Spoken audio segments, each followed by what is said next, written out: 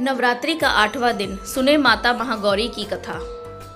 नवरात्र अब अपने अंतिम पड़ाव पर पहुंच चुका है। आज मां दुर्गा के 8वें स्वरूप और शक्ति महागौरी की पूजा की जाती है।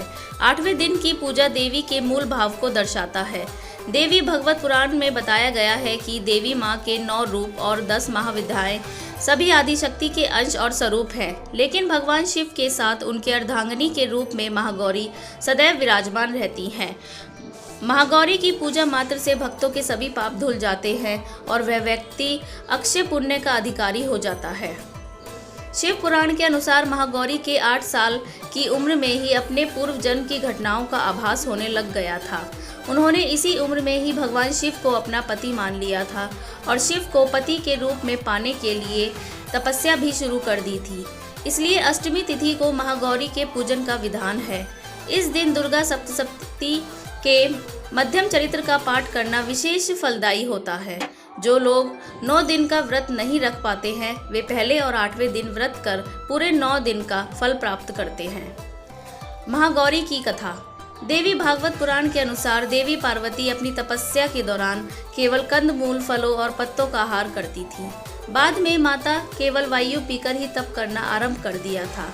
माता की तपस्या से प्रसन्न होकर भगवान शिव ने उनको गंगा में स्नान करने के लिए कहा। जिस समय माता पार्वती गंगा में स्नान करने गई, तब देवी का एक स्वरूप श्याम वर्ण के साथ प्रकट हुई, जो कौशिकी कहलाई, और एक स्वरूप उज्जवल चंद्र के समान प्रकट हुआ, जो महागौरी कहलाया। महागौरी का वर्ण रूप में गौर अर्थात सफेद है और उनके वस्त्र व आभूषण भी सफेद रंग के ही हैं।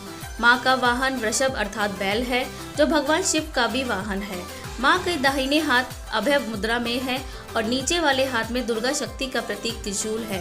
महागौरी के बाएं तरफ के हाथ में शिव का प्रतीक डमरू है। डमरू धारण करने के कारण माँ को शिवा के नाम से भी जाना जाता है। माँ के नीचे वाले हाथ में भक्तों को अभय देता हुआ वर मुद्रा में है और माँ शांत मुद्रा में दृष्टिगत हैं। अष्टमी के दिन कन्या पूजन का विधान है। कुछ लोग नवमी के दिन भी कन्या पूजन करते हैं। कन्याओं की संख्या 9 हो तो अति उत्तम है, नहीं तो 2 कन्याओं के साथ भी पूजा की जा सकती है। अष्टमी तिथि के दिन नारियल का भोग लगाने की परंपरा है। भोग लगाने के बाद नारियल का प्रसाद रूप में बांट दें। कन्या पूजन के लिए हलवा, पूरी, सब्जी और काले चने का प्रसाद विशेष रूप से बनाया जाता है। और इस प्रकार कथा संपन्न हुई। Thanks for watching.